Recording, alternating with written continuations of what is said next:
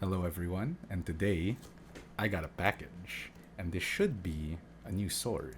So, let's go open it.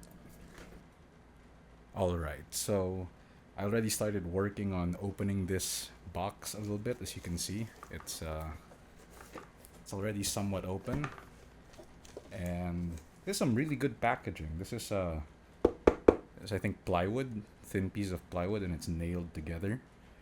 So this should be in pretty good condition from the shipping. This should be a barung. It's a type of Filipino sword. I'm gonna go into it a little more after the unboxing, but for now, we'll finish opening this package. I had to bring out one of my really thick, beefy knives for this. I think I made a YouTube video quite a while back forging this knife. You can go check that out if you want.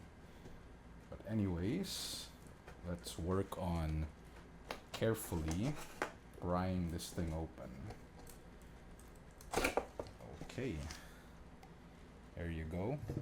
So there was some rattling when I shook it, but it wasn't too much.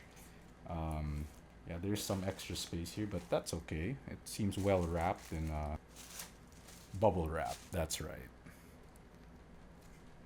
So let's put this to the side. You want to be careful with packages like this. They have some nails sticking out of it, so careful with that. And here should be the sword.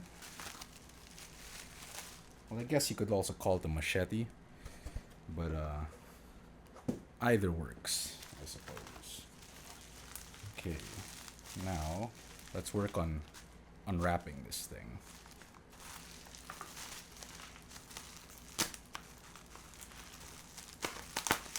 I think this knife is a little too big for this, so I'm gonna get a smaller one.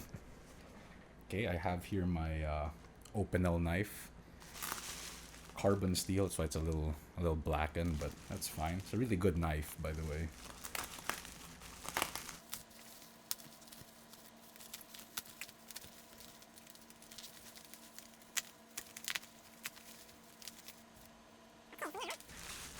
This should just unwrap, I think. Yep.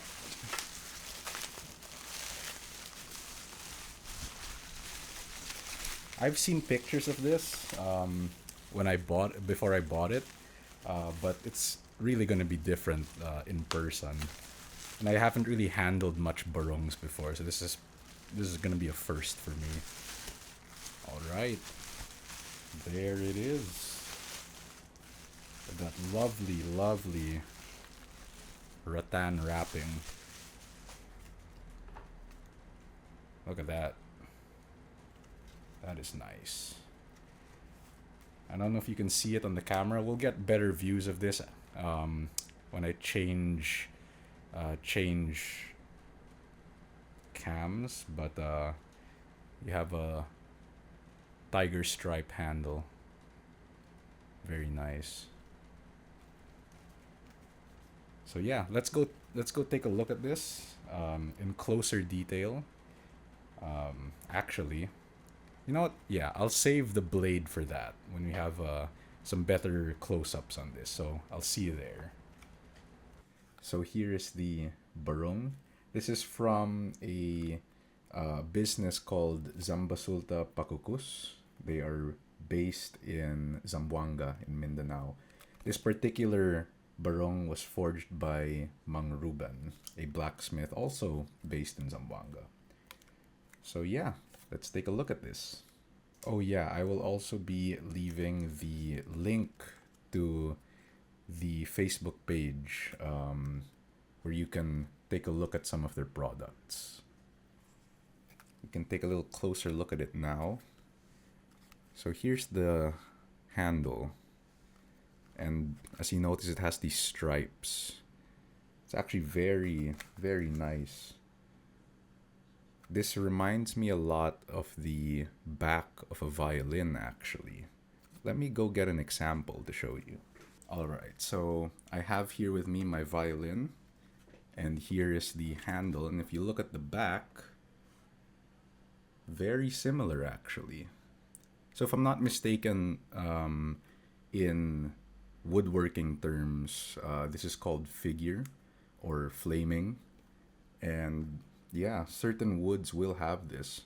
And in this handle, which I am actually not sure exactly what kind of wood this is, I'll probably edit it in. But it looks really nice on this handle. So going back here to the scabbard, as you can see, there's some really nice engravings here.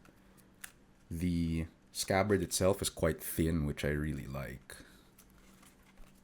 Makes it quite light. The rattan wrap is okay, but I find it a little rough. There's certain areas where it's a little sharp.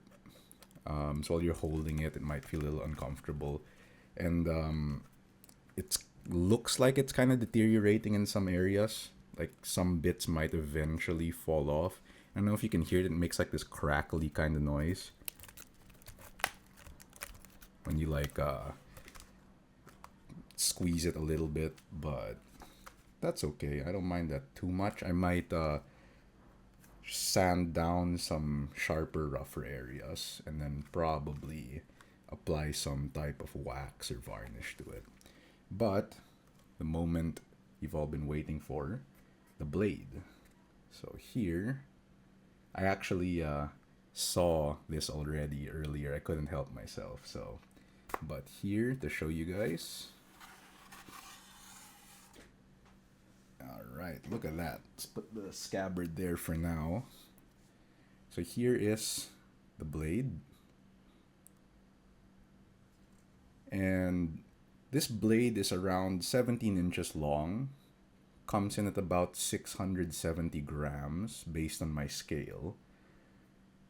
And as you notice, it has what looks like a secondary bevel. So you can actually see a bevel line here, but this is actually called a Sandigan style blade, and if I'm not mistaken, that means this is actually I suppose in chef's knives terms this would be an S grind. So this area here is actually hollowed out. It's scooped, kind of like a fuller that goes from this bevel line all the way to the spine. You can kind of see it there in the reflection. So that will actually help remove some weight from the blade. There's the spine. As you can see, it has a nice distal taper. And you can see the, might be hard to see in camera, but around here is where it kind of gets a little thick. That's where the bevel line meets the spine. So yeah. I haven't cut with this yet. We're going to get to that in a bit. But first impressions, really nice. And here's one thing I really like about this blade is that it is extremely well fitted to the grip. So one thing not a lot of people know about is that you can tell if a blade is well fitted to the grip or the hilt is that if you sort of flick the blade near the edge or near the spine, it'll actually ring. So I'll do that for you guys to demonstrate.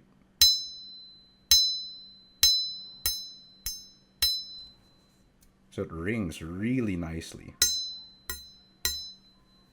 And I can get you an example to show you what it would sound like if it wasn't well fitted. Let me go get the blade. Actually, I'll get a couple blades to show you. So here, I have some examples of some blades that don't have that ring. That doesn't mean they're really bad quality. It just means that the fit between the blade and the hilt isn't super tight. But this one, this is a antique da. I think it's based on Burmese swords. I don't know if this is local to the Philippines. This particular example could be from Burma, could be from the south of the Philippines. I'm not quite sure, but here, let's show you this example. And this is solid. I've cut with this. It's cuts very well. But as you can see, if I flick the blade, it's a very dull sound. So that just means that the blade isn't super tightly secured or tightly fitted to the hilt. So that's one example. Here I have a really big example, European one. This is a Danish war sword reproduction, very similar to the Albion Dane. But as you can see, the guard, I don't know if you can hear that. It's a little loose. So there's some rattle to it. And if I flick the blade,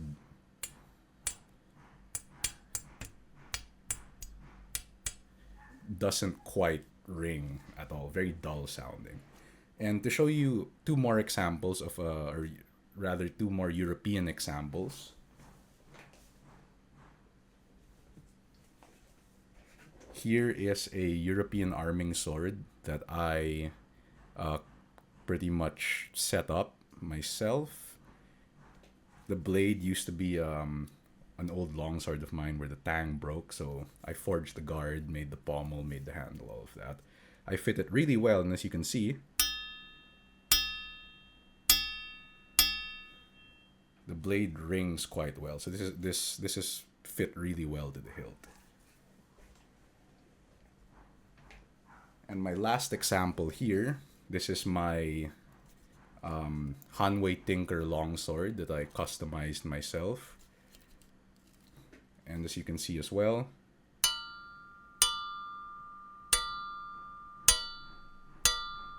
it rings pretty decently. So back to the Barung.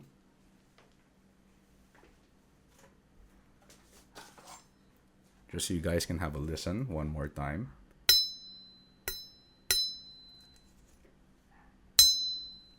Very nice high-pitched ring. So first impressions of this, the grip over here, so you can see there's an aluminum ferrule right there. It's very nice and faceted. It has these nice facets here. This cord wrapping, or like braided wrapping here, is quite nice. It's very grippy, to the point where it kind of leaves marks on your hand. So if you don't have calluses from practicing bladed martial arts or stick martial arts, you're gonna get pretty bad calluses from this. But because it's so rough, I don't think this will ever slip out of your hand, especially with this sort of hooked beak here. Some examples of Barung have an even more pronounced hook here, so that your hand really won't slip out. But with this grip here, this cord, yeah, no, that isn't coming out. So quite nice. Hello, Gab from the future here. One thing I forgot to add into the video earlier is that I wanted to talk about the fit of the blade to the scabbard, and it's really well fitted. Just to show you here, if you turn it upside down, even shake it a little bit, it's not gonna fall out. So it's actually fit in here quite well. And if I shake it, there's just a little bit of rattling, but you know, that's to be expected. But even so, it's not gonna fall out. For you to actually safely and conveniently pull the blade out, it's nice to put your thumb here and just push there, and it comes out pretty nicely. So yeah, it's actually fit really well. So yeah, just wanted to add that in. All right, back to past me. So now I am gonna go on to the cutting with this blade. I'm gonna be cutting some water bottles, and I'm sure you guys will be excited to see that. So let's hop right to it. I'll see you outside.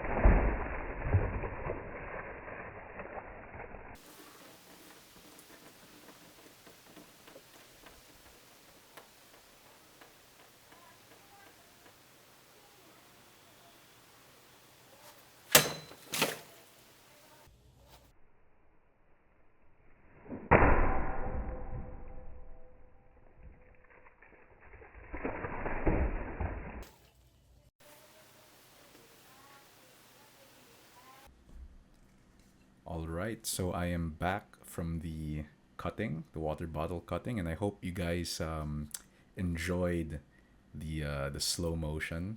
I'll tell you now, I am not trained in Moro fighting art, so apologies if my technique does not match the appropriate martial arts that this is supposed to be used in.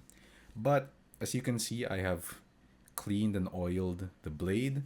And one thing I wanted to share with you guys is that the while I was cleaning this, I noticed something, and I didn't think I'd notice it at this point. And that's essentially a part of the quenching process when this blade was made. You can actually see the quench line along the edge of the blade. So essentially, what that means is that when this is being hardened, the blacksmith heats up the whole blade, but will only quench just the edge. So you have like a shallow pool of either oil or water, and it'll only quench up until just the edge. So everything else should be relatively soft except the edge. I'll try to show you guys on camera. Zoom in here. And I have here a flashlight. There, you can kind of see a line just somewhat in the middle of the bevel here. And then same on the other side. Let's see if I can get that there.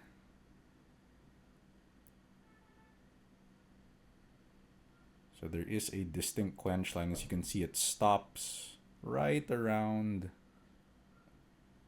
See if I can show you guys this. It terminates right around here, as you can see. So I'm actually planning on, oops, other way, there you go. I'm actually planning on polishing this blade even more. I do want to bring out that quench line a little more, just so it's a little more noticeable. But perhaps I'll save that for another time. But yes, wow, this blade is a beast of a cutter. When I took that first cut, and I didn't cut with it prior to that that cutting session, I was really pleased with how well this thing cuts. And by the way, this is the out of the box edge, the factory edge, if you want to call it. I did not touch this up. I did not sharpen it or strop it. This is just how it came out of the box, and it's pretty sharp. Let me go get some paper to show you. All right, so I have here some paper just to do a little test to show you how sharp this is. This is after the cutting, by the way.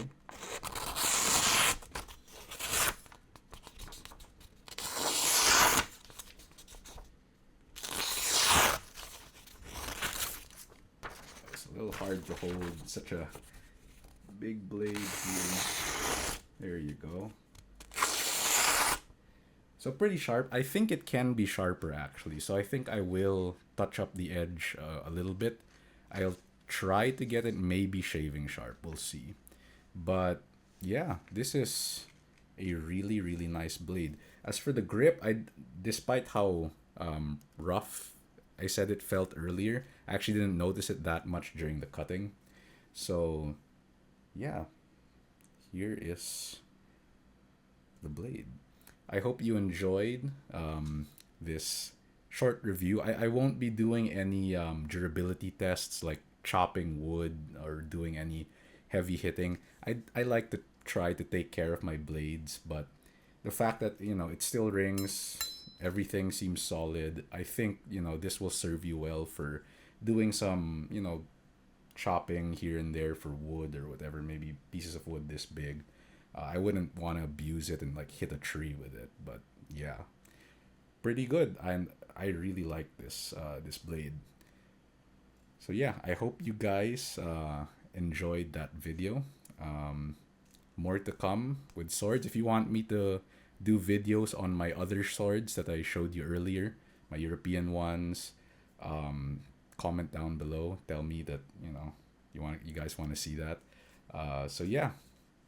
Hope you guys enjoyed, and I'll see ya in the next video. Thanks for watching.